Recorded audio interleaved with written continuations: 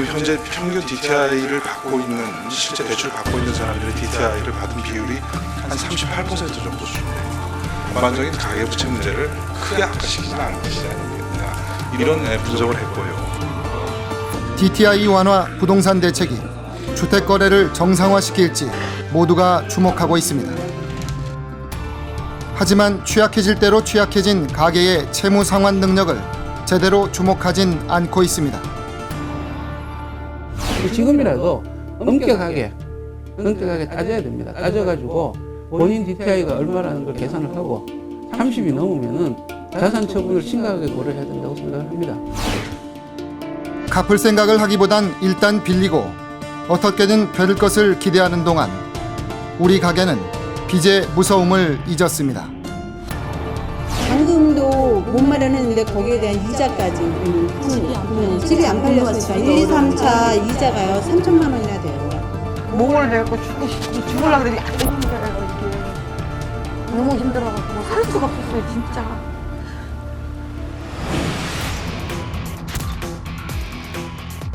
금융위기 2년을 맞은 미국은 아직도 빚 중독의 후유증을 앓고 있습니다.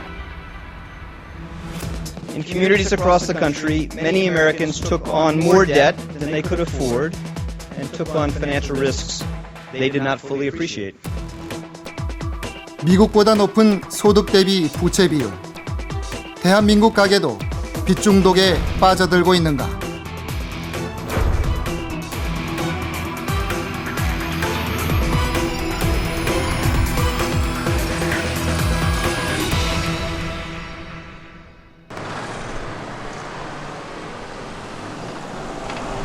입주가 진행 중인 경기도 동남부의 아파트 단지.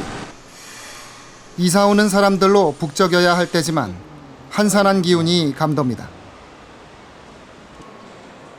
지난 2008년 이 단지에 165제곱미터형을 분양받은 김성찬 씨는 얼어붙은 부동산 시장 때문에 대출 이자가 눈덩이처럼 불어났습니다. 살고 있는 아파트를 팔아 잔금을 내려 했지만 1년째 보러 오는 사람이 없었고 새로 분양받은 아파트의 입주는 다가와 어쩔 수 없이 2주택이 됐습니다. 기존 아파트의 담보대출금은 2억 5천만 원에 달하는데 새 아파트의 중도금과 잔금으로 4억 7천만 원을 추가 대출받았습니다. 대출금 7억 2천만 원의 이자는 월 100만 원에서 250만 원으로 급증했습니다. 이자 부담이 월 소득의 20%를 넘습니다. 기존 집에 있는 대출도 그대로 있는 상태에서 그쪽 이자도 내야 되고요. 이쪽이 이제 새로 지금 이제 잔금하고 중도금 부분 이제 대출이 된 부분에 대한 이자도 별도로 또 내야 되고 양쪽 이중으로 이제 이자를 내야 되는 그런 입장이 된 거죠. 아파트 시행사는 입주 예정자들의 연체 사태를 막기 위해 잔금의 3분의 2를 1년간 납부 유예시켜줬지만 그 이자도 1년 뒤 한꺼번에 내야 합니다. 사업을 하는 김 씨는 자금 사정이 그나마 괜찮지만 입주자들 가운데는 2주택으로 대출이 2건이 돼 이자만 연간 3, 4천만 원씩 부담하는 경우가 상당수입니다. 일단 은행권 이자, 1금융권 이자 내면서라도 좀 한 1년 정도 이렇게 버텨보고 중간에라도 기존에 살던 집이 처분이 되고 이렇게 하면 거기서 이제 받아서 이쪽 대출 좀 이렇게 상환하고 해서 좀 줄여 나가려고 이제 다들 그런 식으로 접근을 하고 계세요. 일산의 입주 예정 단지. 살고 있는 집에 돈이 묶인 계약자들이 입주 시기를 늦춰줄 것을 요구하고 있습니다. 잔금을 마련하지 못하면 연체 이자를 물게 됩니다. 가격을 인하해주고 입주 연기해주면 그럼 우리는 좀 숨통이 터진다는 얘기죠. 진짜 하루하루 잠을 못 잡니다. 생각을 해보세요. 잔금도 잔금이지만 이미 받은 상당액의 중도금 대출의 이자는 시간이 갈수록 계약자들의 목을 조여오고 있습니다. 중도금 대출 받았죠. 당연히 받았죠. 거기에 대한 이자도 우리는 이제 후불제거든요. 여기는 1, 2, 3차 이자가요 3천만 원이나 돼요.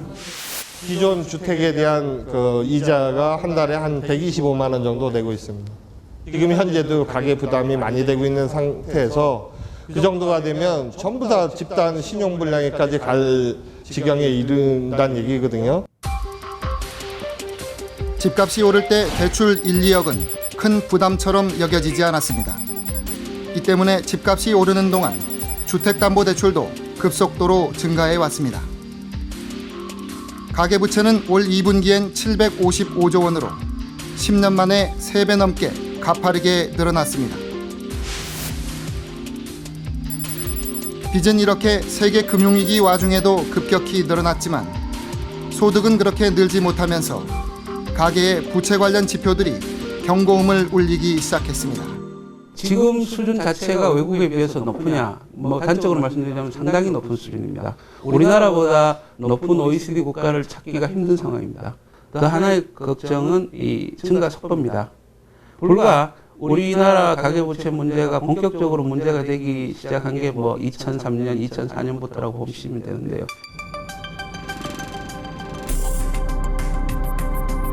시사기획 KBS10은 가계부채 문제와 부동산 위기를 겪은 미국의 사례를 통해 빚에 의존한 가계가 어떤 결과를 맞았고 우리에겐 어떤 시사점을 던져주는지를 들여다봤습니다.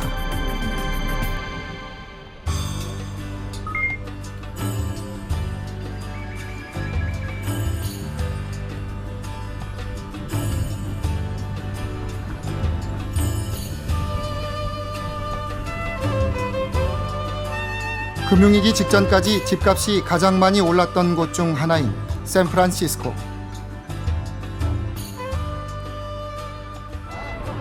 최근 세금 혜택으로 주택시장이 잠시 회복세를 보였지만 아직도 고점 대비 35% 추락해 있습니다. 곳곳에 집을 공개하고 매수자를 기다리는 매물들이 눈에 띕니다.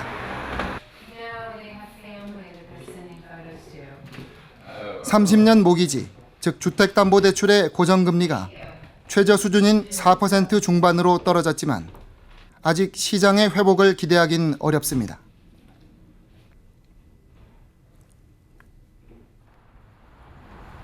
한 달 전 뉴멕시코주 산타페에서 집이 차압당할 처지가 되자 샌프란시스코로 온 정신치료 상담사 엘리자베스 부부. 친구 집에 얹혀 지내고 있어 내부 촬영이 거절됐습니다.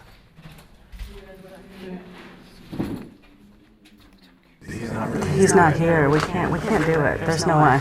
It can't work. It's just not our space. 엘리자베스는 대학원생이던 2006년 자기 돈 7천만 원에다 모기지 대출 2억 5천을 얻어 집을 사 아메리칸 드림을 이뤘다고 생각했습니다.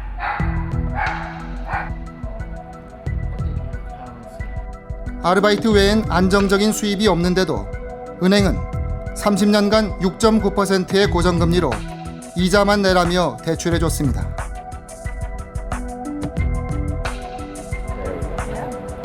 월 상환액 174만 원 중 원금 상환은 6만 원, 나머지는 모두 이자였습니다. It's real easy at that time to get a loan. Everybody's like, "Oh yeah, you can do it. We'd love to have you." Basically. Owning your own property, owning your home, that's part of the American dream. That's how you let yourself and everybody around you know that you've made it, or you are at least somewhat of a success. 졸업 후 상담사가 되면 낮은 금리의 대출로 바꿔주겠다고 한 은행은 경제가 어려워지자 이를 거부했습니다. 경제 위기로 일자리까지 잃어 신용카드로 생활비를 쓰면서 빚은 눈덩이처럼 불어났습니다. Yeah, this is 9,000.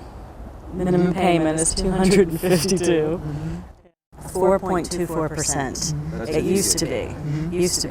I got a call from Capital One, and they said your APR is going to go up to 20.9%. You have the option of canceling your card at this time. It was a scam, basically. It was a huge scam. 금융위기 직전까지 이처럼 빚 상환 능력이 불투명한 사람들에게 엄청난 대출이 이루어졌습니다.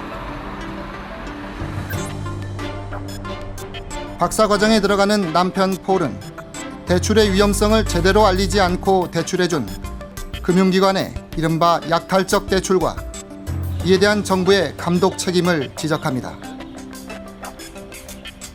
They sign up not really aware and not really counseled very well as to what the risks are involved here. We are responsible for the money that we spend and the things that we sign. There's no getting around that. But it's not solely the individual. There is a place for government oversight. 리먼 브러더스가 파산한 지 2년. 미국에선 아직도 금융위기의 근본 원인에 대한 성찰이 진행되고 있습니다. 지난 2005년 그린스펀 연방준비은행 총재의 명성이 정점에 달했을 때 그의 정책을 비판하며 금융위기를 경고했던 라구람 라잔 교수. 지난 20년간 미국에서 소득 불평등과 임금 정체가 심화되자 정부가 이른바 이지 크레딧, 즉 쉬운 대출을 확대하는 정책으로 대응했고 이 신용 확대가 금융위기를 이끌었다고 지적합니다.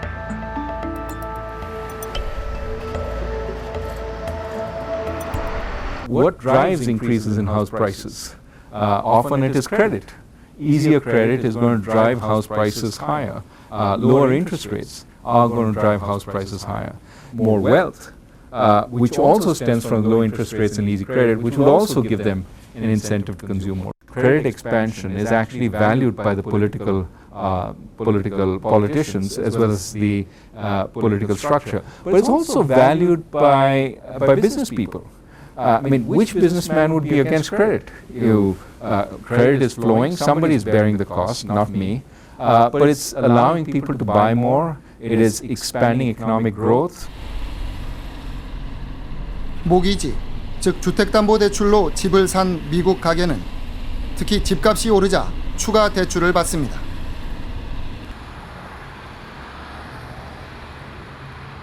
홈 에쿼티 론이라 불리는 1조 달러의 추가 대출이 집을 고치거나 자동차를 사는 등의 소비에 쓰였습니다.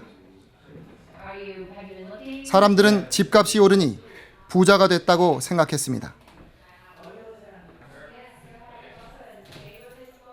If I own two houses, I'm wealthier because I can sell one of those houses and I can get money. Most people don't own two houses, they own one house. Very simplistic analogy, supposing my left arm becomes, worth $1 billion. So what? Can I ever sell this left arm? Am I going to cut it off and sell it? I can't. So what does it matter that it's worth $1 billion? I'm not any wealthier because I can never sell it to somebody else. I can never get rid of it. It's part of me. Same way with the house. I mean, in that sense, it is a little illusory.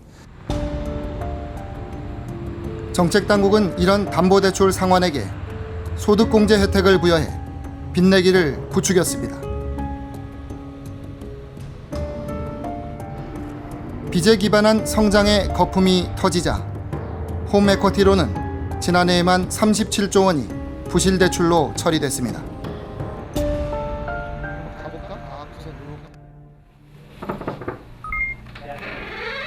버클리대 아티프 미안 교수도 미국의 7만 4천 가구의 빚과 집값 상승에 대한 실증 분석을 통해 미국 가계가 소득이 늘지 않는데도 빚을 늘린 사실을 확인했습니다. People who already owned houses said, oh, wait a second, why not I use my house as an ATM machine? And what we find is that for every dollar increase in house prices, existing homeowners borrow about 25 to 30 cents against that increase in house value.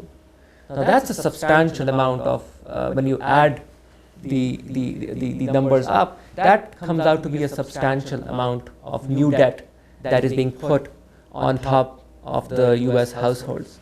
The important thing in this analysis to take away is that all of this is new debt while keeping income constant.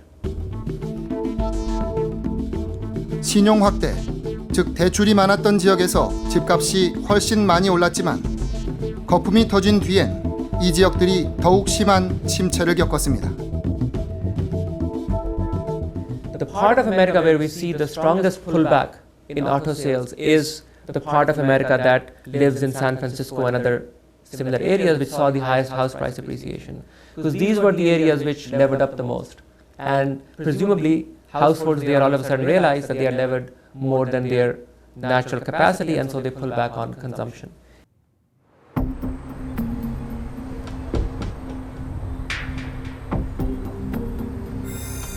시사기획 KBS10은 우리 가게는 얼마나 부채에 노출돼 있고 채무 상환 능력은 어느 정도로 평가되는지 통계 자료를 심층 분석했습니다. 한국은행이 주택담보대출이 있는 가계의 월 소득에서 원리금 상환액이 몇 %인지 조사하는 이른바 DSR, 원리금 상환 부담률은 가계의 채무 상환 능력에 대한 주요 지표입니다. 이 비율이 소득계층별로 22에서 15%에 달했습니다. 차입 금액이 많을 경우 원리금 상환 부담률은 35%를 넘는 것으로 나타납니다. 월 소득의 35% 이상이 빚상환에 쓰인다면 부담이 얼마나 클까?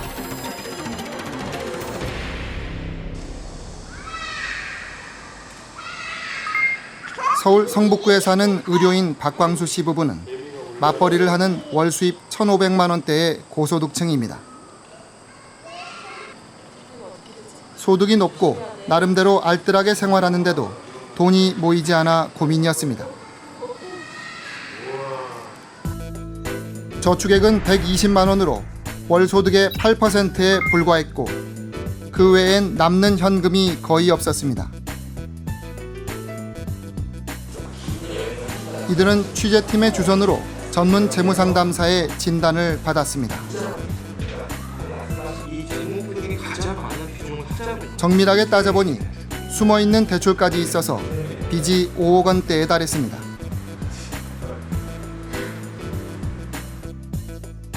원금과 이자가 월 650만 원씩 들어가니 연 이자가 3천만 원이 되고 돈이 쌓이지 않은 것입니다. 원리금 상환 부담률이 월 소득의 41%였습니다.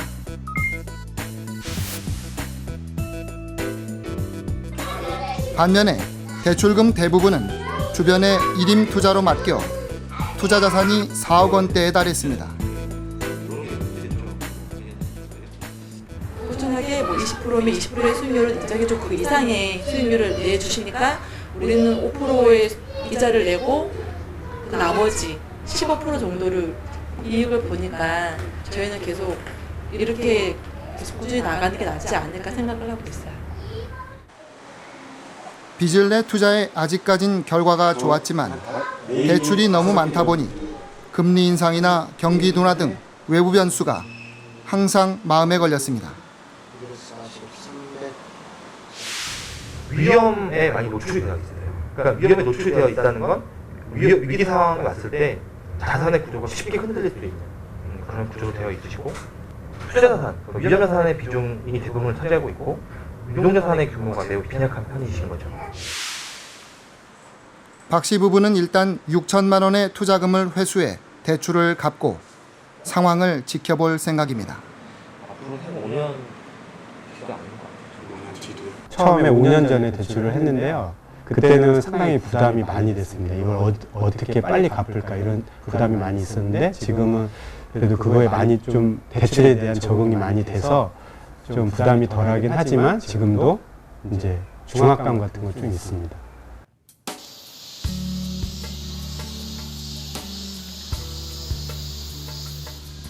(22년간) 인쇄업을 해온 조규성 씨는 얼마 전까지만 해도 스스로를 전형적인 중산층으로 여겼습니다. 하지만 요즘엔 월 120만 원씩 대출금을 갚고 월 220만 원씩 자녀 교육비로 쓰다 보니 가계 수지가 적자입니다.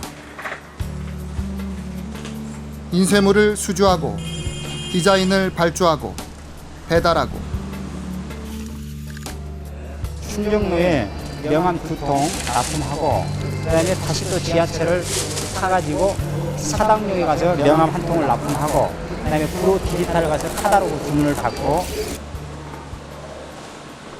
커피 한 잔 마실 시간 없이 하루 10여 곳을 발로 뛰어 올리는 소득은 월 500만 원. 하지만 비용은 현금을 주고 물건값은 외상으로 받는 경우가 많아 2년 전부터 카드론 등으로 운영자금을 쓰기 시작했습니다. 처음에는 제가 200을 썼으니까 200만 원. 예, 전혀 안 200이면 다음날 내가 갚을 줄 알았었죠. 그래서 다시는 대출을 쓰지 않고 제 자력으로 한번 이것을 극복해 보려고 해도 돈이 어떻게 목돈이 안 생기니까 저는 이제 목돈을 지불해야 되잖아요. 현재 대출은 9건. 이자는 계속 늘어갑니다. 마이너스 통장은 한 12, 3%? 예. 1,500 쓰나요? 그리고 카드론 같은 거 24%죠. 이거 800인가요? 20년 동안 가계부를 적고 단 한 번도 대출금 연체를 한 적이 없지만 이금융권 자금을 이용할수록 신용등급은 떨어졌습니다. 한도는 380입니다. 이걸로 이제 많이 쓰는 거죠. 전부 생활. 현금 서비스를 사용하면은 신용등급이 떨어질 줄 몰랐었죠. 왜냐하면 카드를 누가 발급을 해주면서 그런 이야기는 교육을 안 시키잖아요. 자꾸 싸라고 이야기하니까. 자꾸 문자 오잖아요. 힘들고 바쁜 일상이지만 자녀들에 대한 희망과 기대로 이겨냅니다. 고3인 둘째는 음대 진학을 준비하고 있어 레슨비 등 자녀 교육비가 월 소득의 40% 정도를 차지합니다.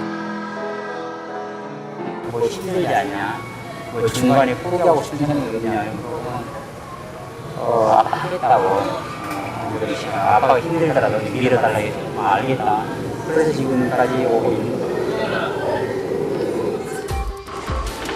지난 몇 년간 우리 가게는 지출이 느는데 소득은 이를 못 따라가고 저금리로 주택담보대출이 급증하면서 외국보다도 심각하게 부채가 증가해왔습니다. 가처분 소득 대비 금융부채 비율은 미국과 영국 등 선진국들이 금융위기 이후 하락세로 돌아섰지만 우리는 지속적인 증가세로 150%, 1.5배에 다가섰습니다. 이 증가세는 올해도 계속될 것으로 추정됩니다.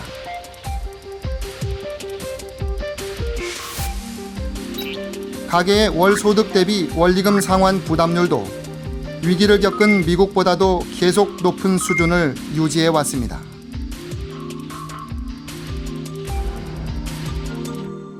빚에 대한 원리금 부담이 30%가 가까이 되면 상당히 생활에 상당히 어려움을 겪게 되는 그런 수치다, 뭐 이렇게 이야기를 합니다만은 지금 20% 수준이라는 것은 평균적으로 20%고요. 상당히 가계 부채를 빌린 사람들에 대해서는 많이 빌린 사람들에 대해서는 상당히 부담이 뭐 30% 40%가 되는 사람도 적지 않다, 그런 것을 의미하고 있는 수치인데 아마 그런 사람들은 상당히 생활에 상당히 지금 고통을 받고 있지 않나. 하지만 금융당국은 고소득층, 즉 소득 상위 40%가 가계부채의 69%를 갖고 있어 건전성엔 문제가 없다는 입장입니다. 가계소득 전반적으로 문제되다 이렇게 생각해 본 적은 그런 건 아니기 때문에 특히 이제 이 고소득층의 가계부채라는 것은 자기들은 자산이 있단 말이에요. 그러니까 그런 경우는 좀 덜한 것 같고, 그래서 DTI는 그하고 직접 연결되지 않지 않느냐 이런 생각을 하고 있습니다.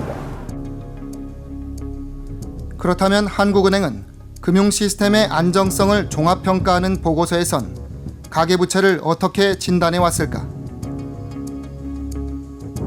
2003년부터 반기별로 나온 15개의 금융안정 보고서를 분석했습니다.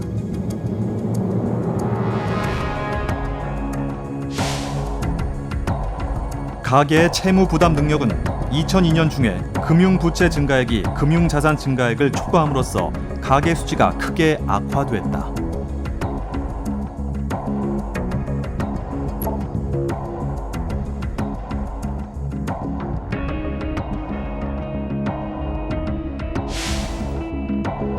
가계 부문은 부채가 소득보다 빠르게 증가함에 따라 채무 부담 능력이 다소 저하된 것으로 보인다. 특히 저소득 계층의 경우 채무 불이행이 늘어날 우려가 있다. 15개 보고서가 잇따라 가계의 채무 부담 능력이 떨어졌다거나 취약계층의 상황이 나빠지고 있다고 지적했습니다. 특히 취약계층은 계속 악화됐다는 말입니다. 그동안 정부는 주택담보대출의 LTV, 즉 담보인정 비율이 48%에 불과해 미국의 75%보다 낮다는 점을 강조해 왔습니다. 하지만 은행은 집값이 떨어지면 LTV 기준을 맞추기 위해 대출금을 일부 회수할 수 있습니다. 이것이 다시 집값 하락을 초래하는 악순환이 우려되고 있습니다.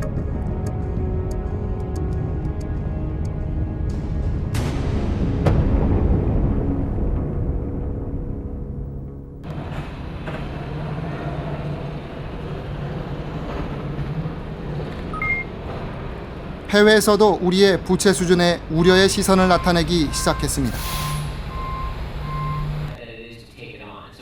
샌프란시스코 연방준비은행의 랜싱 수석 이코노미스트는 한국의 부채 증가에 미국과 유사한 성격이 나타나고 있다고 분석합니다.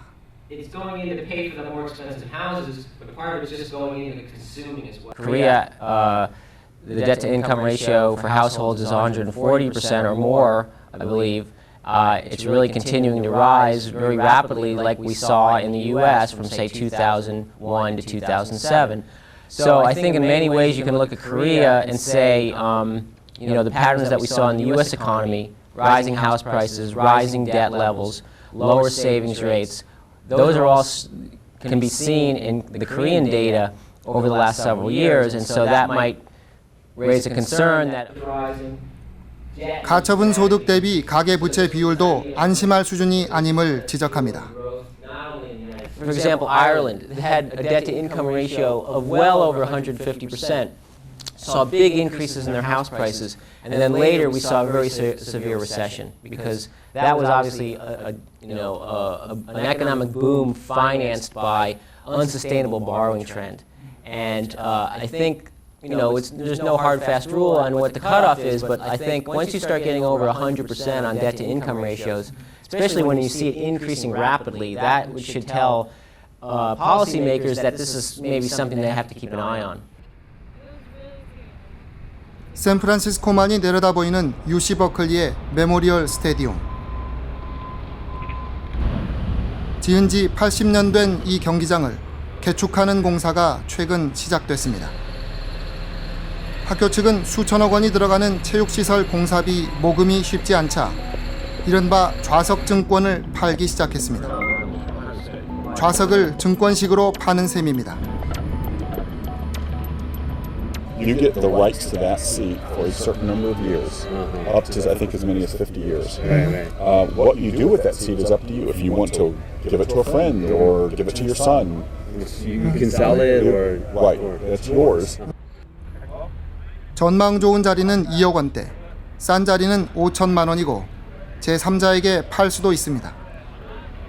다만 이 권리를 사는 형식은 대학 측에 기부하는 형식이어서 소득공제 혜택까지 받습니다.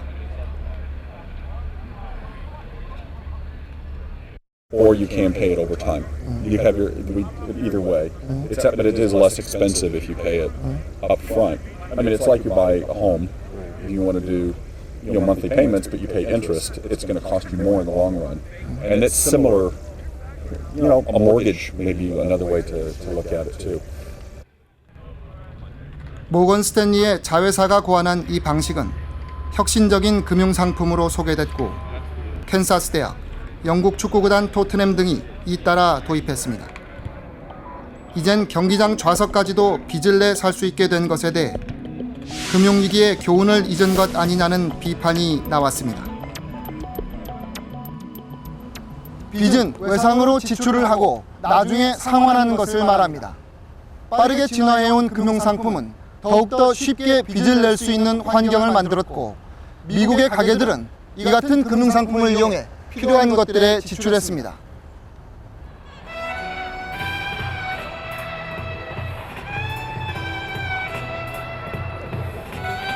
그리고 소비를 자극하는 혁신적인 마케팅이 아메리칸 라이프 스타일, 즉 대량 소비의 생활 방식을 부추겼습니다.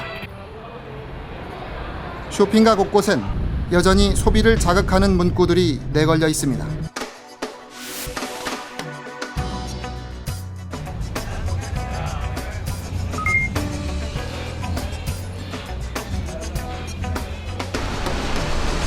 소비가 경제의 70%를 차지하면서 경제 성장을 이끌어가자 소비주의는 미덕처럼 여겨졌습니다. 신용카드사들은 가게가 빚을 내기 쉽도록 이른바 리볼빙 서비스를 제공했습니다. 카드 대금의 일부만 결제하고 나머지는 이자를 내며 갚아나가게 한 것입니다.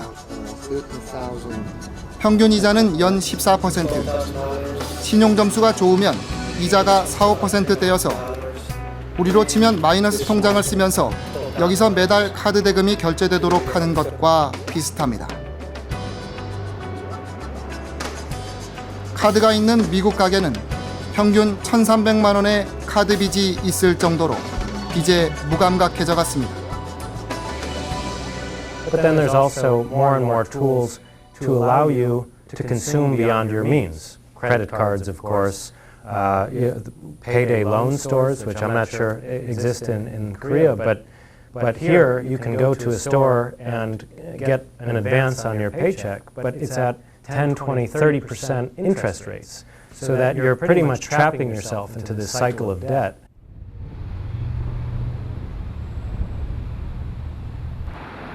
미국 뉴욕의 한 교회.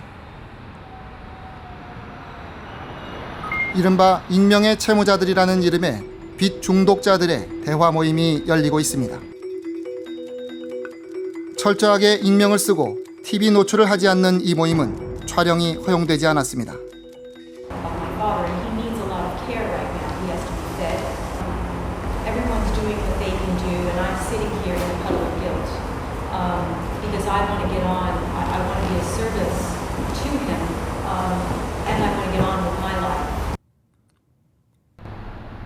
금융위기 이후 회원이 더욱 늘어나 미 전역에서 지역 모임이 500여 개에 달하고 해마다 연례 회의를 열 정도가 됐습니다. 이들은 빚이 알코올 중독과 같은 중독적인 질병이라고 말합니다. Compulsive spending resulting in out of control debt is like any other high. It's comparable to gambling addiction or a substance abuse addiction, a drug addiction. It's a disease, it's a sickness. You can't call a person weak because he or she has a disease or a sickness. 이들은 빚을 끊기가 얼마나 어려운지를 증언합니다.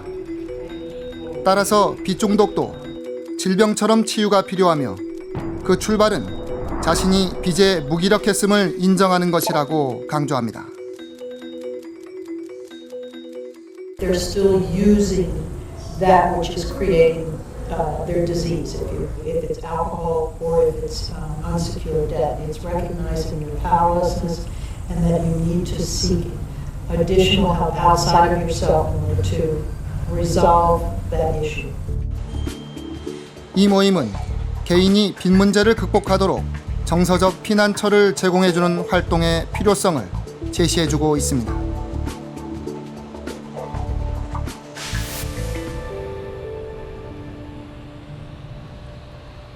와인 생산지로 유명한 캘리포니아 나파밸리의 시골 교회. 빚을 어떻게 다루고 가게의 재물을 어떻게 이끌어갈 것인지를 교육하는 3개월 과정의 강좌가 진행되고 있습니다.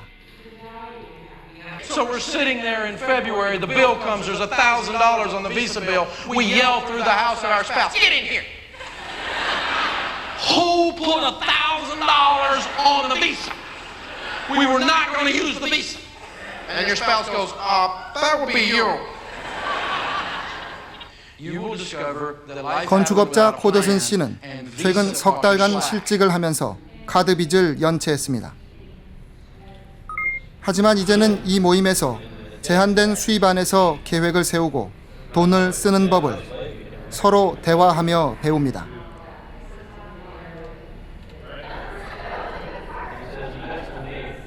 I've refinanced a few times on the home mortgage, right?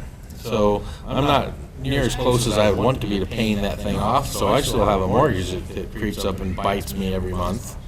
Like most Americans do, it's the way it goes.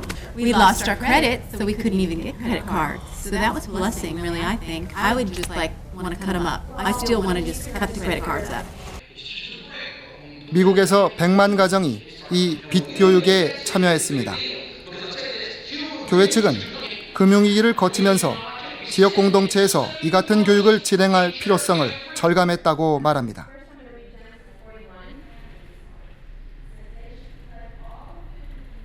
Families who are suffering, we can tell they can't afford, they split up, divorce, they come for help, counseling, whatever it is. And so we know that they want help, and I think it's our duty to give them tools that they can use to be strong families.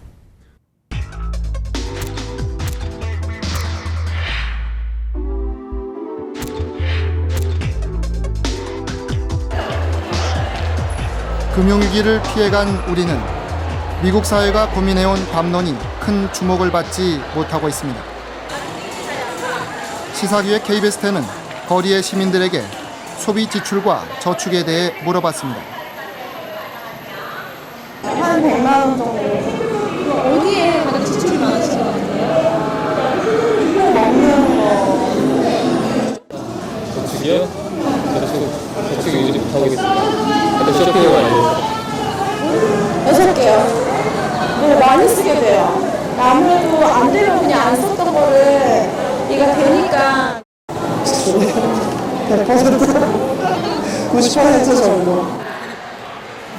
저축과 소비에 대한 인식이 바뀌어오면서 우리의 저축률은 OECD 최저 수준으로 떨어졌습니다. 큰돈을 모으는 저축이 미덕이던 시대는 옛 이야기가 됐습니다.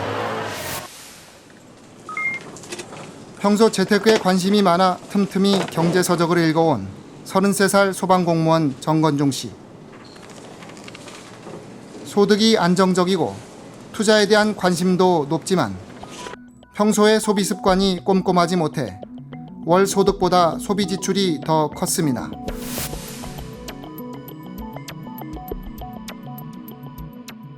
술을 먹어도 내가 살게. 밥을 먹어도 이번에 제가 밥 한 끼 사는데 39만 원이 들었는데 현금으로 냈으면 내가 못 냈을 것 같아요. 그냥 카드니까 아직 많이 나왔지만 뭐 어때? 그게 이제 쌓이고.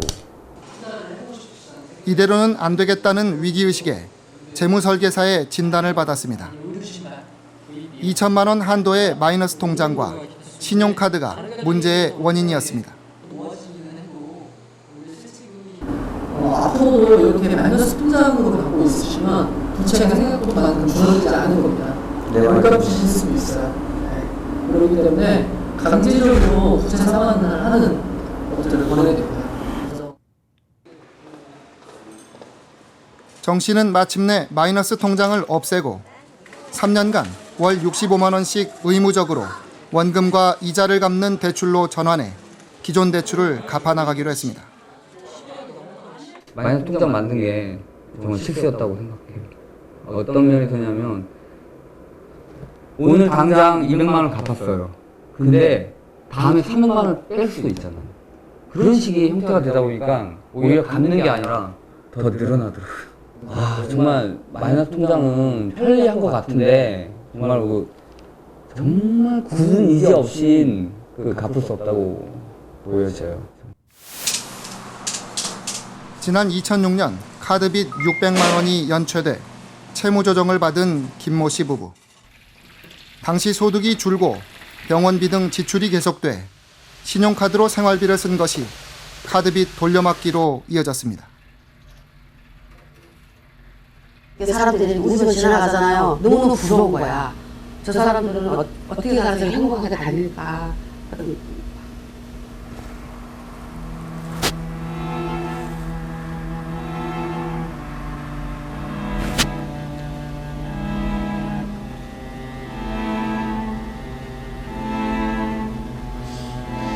참 불안해 보이고요. 불행해 보이고 진짜 뭐 목을 내고 죽으려고 하는 거예요, 이게. 김 씨는 신용회복위원회를 통해 월 10만 원씩 4년간 빠짐없이 빚을 상환했고 그 사이 시작한 치킨 가게도 맛이 소문나 손님을 끌고 있습니다.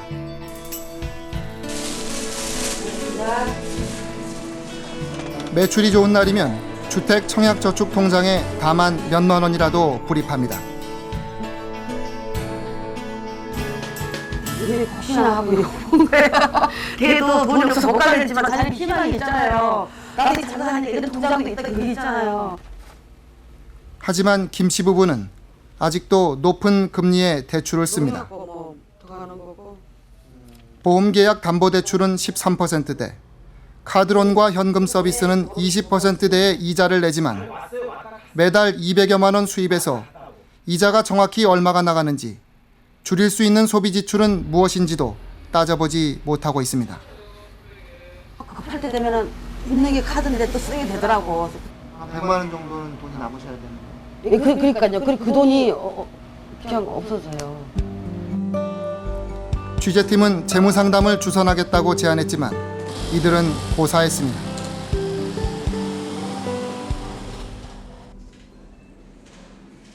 제2금융권의 20% 이상 고금리 대출을 연 9에서 12%의 금리로 갈아탈 수 있는 자산관리공사의 전환대출 창구. 지난해 5월부터 1년간 한시적으로 전환대출 신청자들이 재무상담사의 부채 클리닉 상담을 받으면 대출 금리를 1% 낮춰주는 서비스를 제공했습니다. 이 부채 클리닉 상담을 받은 사람은 5천여 명. 하지만 전체 전환대출 신청자 중에선 4명 중 1명에 그쳤습니다. 본인의 그런 어려운 상황을 밖에다가 알리는 걸 싫어하시는 분들이 대부분이고요. 그 다음에 적은 돈 가지고 상담받을 게 뭐가 있겠느냐. 쓰기도 바쁜데. 근데 저희가 이제 그 작은 돈이라도 조금씩 쪼개서 쓰는 그걸 좀 저희가 상담을 해드렸더니 해드리신 분들은, 받으신 분들은 굉장히 큰 도움이 되셨습니다. 이 부채 클리닉은 저소득층 등 가계의 빚 문제에 대한 사회적 서비스의 필요성을 제기하고 있습니다. 부채가 있으면서 저축성 보험을 드시는 분들이 많거든요. 보장성 보험은 제가 이해를 해요. 저축성 보험을 드시는 분이 있어요. 상당히 많습니다. 근데 이걸 끝까지 갖고 갈 능력도 없고 갖고 갈 의사도 없어요. 몇 년 가다가 해야가면 원금 손해보거든요. 그러면서 이쪽엔 또 이자를 물어요. 이런 분들이 상당히 많습니다. 서민을 위한 프라이빗 뱅킹, 서민을 위한 자산관리, 이런 어떤 그런 서비스가 나와야 되는 거죠. 금융위기 이후 2년은 이른바 뉴노멀, 즉 빚과 소비를 줄이고 저축을 늘리는 새로운 흐름을 만들어냈습니다.